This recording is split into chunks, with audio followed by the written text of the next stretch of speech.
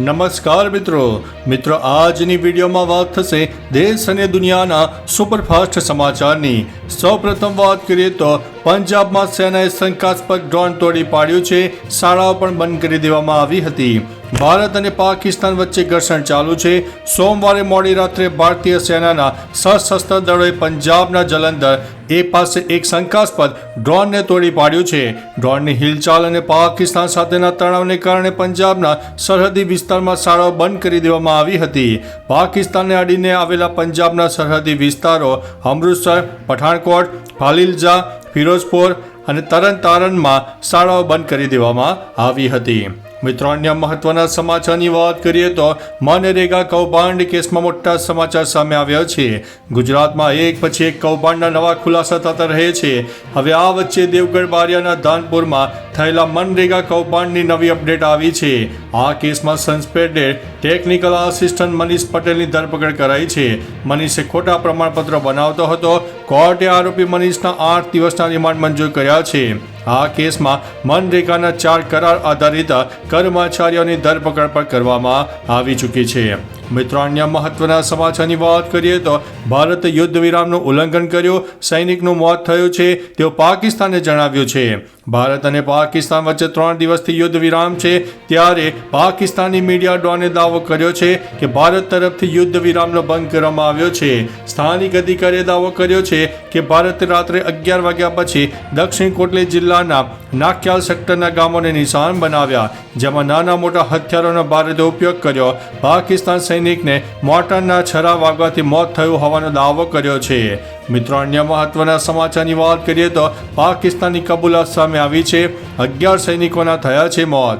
પહેલગામ હુમલાના બદલાના ભાગરૂપે ભારતીય સેનાએ ઓપરેશન સિંદૂર પાર પાડ્યું હતું। બંને દેશ વચ્ચે યુદ્ધ વિરામ ચાલી રહ્યું છે, તેવામાં પાકિસ્તાને કબૂલાત કરી છે કે ઓપરેશન સિંદૂરમાં ભારતીય સેનાની કાર્યવાહીમાં પાકિસ્તાનના 11 સૈનિકો શહીદ થયા છે, જેમાં સેનાના 6 કર્મીઓ અને એરફોર્સના 5 અધિકારીઓ શહીદ થયા છે।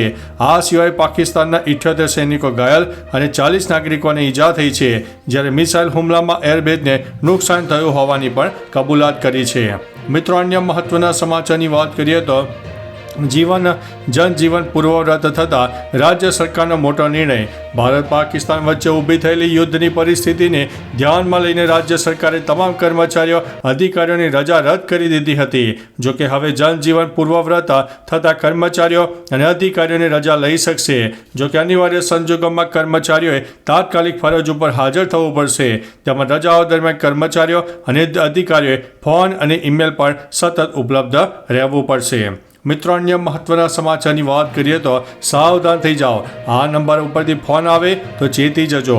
યુદ્ધ વિરામ બાદ પાકિસ્તાન ફોન દ્વારા ભારતીય નાગરિકોને નિશાન બનાવી રહ્યું છે। સુરક્ષા એજન્સીઓએ સામાન્ય લોકો, નિવૃત્ત સૈન્ય અધિકારીઓ અને પત્રકારોને સતર્ક રહેવાની સલાહ આપી છે। ફોન કરનાર વ્યક્તિ પોતાને ભારતીય સેના અને કોઈ ગુપ્તચર એજન્સીના અધિકારી તરીકે રજૂ કરે છે અને સેના સંબંધિત કામગીરી અથવા તો સંવેદનશીલ માહિતી પૂછે છે। જો તમને +91 7340 921702 જેવા નંબર પરથી કોલ આવે તો સાવચેત રહો। મિત્રો, અન્ય મહત્વના સમાચારની વાત કરીએ તો જયપુરના સવાઈ માનસિંહ સ્ટેડિયમને બોમ્બથી ઉડાવી દેવાની ધમકી મળી છે। જયપુરના પ્રખ્યાત સવાઈ માનસિંહ સ્ટેડિયમને બોમ્બથી ઉડાવી દેવાની ધમકી આપતો ઈમેલ સવારે મળ્યો હતો। આ ધમકીભર્યો મેલ સ્પોર્ટ્સ કાઉન્સિલના સત્તાવાર ઈમેલ આઈડી ઉપર મોકલવામાં આવ્યો હતો, જેના કારણે સ્ટેડિયમ પરિસરમાં હડકંપ મચી ગયો હતો। હાલ સ્ટેડિયમને ખાલી કરી દેવામાં આવ્યું છે અને બોમ્બ ડિસ્પોઝલ સ્ક્વોડ તેમજ ડોગ સ્ક્વોડની મદદથી સઘન તપાસ કરવામાં આવી રહી છે। મિત્રો, અન્ય મહત્વના સમાચારની વાત કરીએ તો 7000થી વધુ હેક્ટરમાં કેરીના પાકને નુકસાન થયું છે। સર્વે પણ શરૂ કરાયો છે। વલસાડ જિલ્લામાં કમોસમી વરસાદ અને વાવાઝોડાથી ખેડૂતોને ભારે નુકસાન થયું છે। વલસાડ જિલ્લા બાગાયત વિભાગ અને ખેતીવાડી વિભાગ દ્વારા સર્વે શરૂ કરાયો છે। સર્વેમાં કેરીના પાકને વધુ નુકસાન થયું હોવાનું સામે પણ આવી રહ્યું છે। વલસાડ જિલ્લામાં સૌથી વધુ ખેડૂતો આંબાવાડી ઉપર નપતા રહે છે। જિલ્લામાં 38,000 હેક્ટર જમીનમાં ખેડૂતોએ આંબાવાડી તૈયાર કરી છે। ધરમપુર અને કપરાડા વિસ્તારમાં વધુ નુકસાન થયું છે। મિત્રો અન્ય મહત્વના સમાચારની વાત કરીએ તો પાકિસ્તાને મંદિરો, ગુરુદ્વારા અને દરગાહોને નિશાન બનાવ્યા હતા. જમ્મુ કાશ્મીરના મુખ્યમંત્રી ઓમર અબ્દુલ્લાએ કહ્યું છે કે પાકિસ્તાને માત્ર એક સમુદાયને જ નિશાન બનાવ્યો નથી, પરંતુ તેમણે ગુરુદ્વારા, મંદિરો, મદ્રેસા અને દરગાહોને પણ ગોળીબાર કર્યો હતો. પાકિસ્તાને ભારતીય સેના પર ધાર્મિક સ્થળોને નિશાન બનાવવાનો આરોપ લગાવ્યો છે, જ્યારે વાસ્તવમાં તે પાકિસ્તાની સેના હતી જે આવું કરી રહી હતી.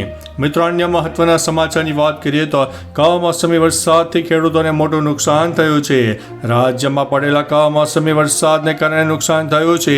સુરેન્દ્રનગરના ચુડા તાલુકામાં તલ, જાર અને શાકભાજીના પાકમાં 30% નુકસાન થયું હોવાના અહેવાલ મળી રહ્યા છે. ઝાલાવાડ પંથકના ખેડૂતોના ઉનાળુ પાકમાં પણ મોટું નુકસાન થયું છે. ઉલ્લેખનીય છે કે રાજ્યમાં ભારે પવન સાથે કમોસમી વરસાદ પડ્યો હતો. અનેક જિલ્લામાં તારાજી સર્જાઈ છે. ખેડૂતોએ સરકાર પાસે સહાયની માગણી પણ કરી છે. મિત્રો અન્ય મહત્વના સમાચારની વાત કરીએ તો ટ્રમ્પે ભારત અને પાકિસ્તાનને ધમકી આપી છે.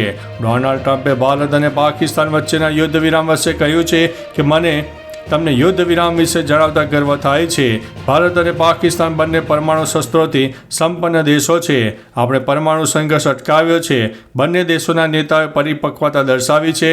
ટ્રમ્પે ધમકી આપી છે કે મેં બંને દેશોને કહ્યું હતું કે ચાલો આ સંઘર્ષ બંધ કરીએ અને વેપાર કરીએ. જો આ સંઘર્ષ બંધ નહીં થાય તો તમે વેપાર નહીં કરીએ. મિત્રો અન્ય મહત્વના સમાચારની વાત કરીએ તો સેનાએ 100થી વધુ ખતરનાક આતંકવાદીઓને ઠાર માર્યા છે. પીએમ મોદીએ કહ્યું છે કે આતંકવાદીઓની કલ્પના પણ નહીં હોય એટલો મોટો હુમલો ભારતે કરી દીધો છે અને ભારતે આટલો મોટો નિર્ણય પણ લઈ લીધો હતો. આતંકવાદીઓ પણ આપણી બહેનોના સિંદૂરોનો નાશ કર્યો છે, તેથી ભારતે આતંકવાદીઓના ઠેકાણાનો નાશ કર્યો. ભારતે 100થી વધુ ભયાનક આતંકવાદીઓને મારી નાખ્યા છે. ભારતની આ કાર્યવાહીથી પાકિસ્તાન પણ સ્તબ્ધ થઈ ગયું છે. મિત્રો અન્ય મહત્વના સમાચારની વાત કરીએ તો મધ્ય ગુજરાતના કરમસદ ખાતે લડત લડતા સામાજિક કાર્યકરની ધરપકડ. ભારત અને પાકિસ્તાન વચ્ચેના તણાવને લઈને સરકારે સોશિયલ મીડિયા ઉપર રાષ્ટ્ર વિરોધી, નકારાત્મક અને સૈન્યનું મનોબળ તોડનારી પોસ્ટ કરનારા સામે કાર્યવાહી કરવામાં આવી છે. કરમસદ ગામના સરદાર સન્માન સંકલ્પ આંદોલન સમિતિના અધ્યક્ષ મિથિલેશ અમીનાની ધરપકડ કરી છે. અમીને ફેસબુક ઉપર દેશ વિરોધી વિવાદાસ્પદ પોસ્ટ મૂકી હતી. તેમણે 2 અલગ અલગ પોસ્ટમાં વિવાદાસ્પદ ટિપ્પણીઓ પણ કરી હતી. મિત્રો અન્ય મહત્વના સમાચારની વાત કરીએ તો રાષ્ટ્ર વિરોધી પોસ્ટ કરનારા 14 લોકો સામે એફઆઈઆર દર્જ કરવામાં આવી છે. છેલ્લા કેટલાક દિવસથી ભારત પાકિસ્તાન વચ્ચે તણાવપૂર્ણ વાતાવરણ જોવા મળી રહ્યું છે. આ દરમિયાન ભારતીય સૈન્ય દ્વારા શરૂ કરાયેલા ઓપરેશન સિંદૂર પાર પાડવામાં આવ્યું હતું. સોશિયલ મીડિયા પર રાષ્ટ્ર વિરોધી, નકારાત્મક અને સૈન્યનું મનોબળ તોડનારી પોસ્ટ કરનારા 14 વ્યક્તિઓ સામે ગુજરાત પોલીસે ગુનો નોંધીને કડક કાર્યવાહી કરી છે. ગૃહ રાજ્યમંત્રી હર્ષ સંઘવીએ કડક કાર્યવાહી કરવા સૂચના પણ આપી છે. મિત્રો અન્ય મહત્વના સમાચારની વાત કરીએ તો રાજકોટમાં અતિભારે વરસાદની આગાહી કરવામાં આવી હતી. રાજ્યના ઘણા વિસ્તારમાં હવામાન વિભાગ દ્વારા ફરી એકવાર કમોસમી વરસાદની આગાહી કરવામાં આવી હતી. જ્યારે રાજકોટમાં વીજળીના કડાકા ભડાકા સાથે અતિભારે વરસાદની આગાહી કરવામાં આવી હતી. તો બીજી બાજુ હવામાન વિભાગે આ વખતે ચોમાસું જલ્દી આવી શકે તેવી પણ આગાહી વ્યક્ત કરી છે. મહત્વનું છે કે આગામી 3 દિવસ માટે આખા ગુજરાતમાં હળવાથી મધ્યમ વરસાદની શક્યતા વર્ણવવામાં આવી છે. મિત્રો અન્ય મહત્વના સમાચારની વાત કરીએ તો કતર ટ્રમ્પને 3300 કરોડ રૂપિયાની ગિફ્ટ આપશે, મોટો હોબાળો થયો છે. કતરે ટ્રમ્પને 3300 કરોડ રૂપિયાનું જેટ મફતમાં આપવાની ઓફર કરી છે. ટ્રમ્પ તેનો ઉપયોગ પોતાના એરફોર્સ 1 વિમાન તરીકે કરવા માગે છે. ટ્રમ્પે કહ્યું છે કે હું મૂર્ખ નથી કે મફતની વસ્તુઓનો ઇનકાર કરી દો. જો કે ડેમોક્રેટ્સથી લઈને રિપબ્લિકન સુધી દરેક વ્યક્તિ આ નિર્ણય સામે સવાલ ઉઠાવી રહ્યા છે. યુએસ બંધારણ મુજબ બંધારણીય વ્યક્તિ સંસદની પરવાનગી વિના વિદેશી રાજ્ય પાસેથી ભેટ સ્વીકારી શકતી નથી. તો ચાલો મિત્રો, ફરીથી દેશ અને દુનિયાના સુપરફાસ્ટ સમાચાર લઈને મળતા રહીશો. ત્યાં સુધી અમને રજા આપશો. નમસ્તે.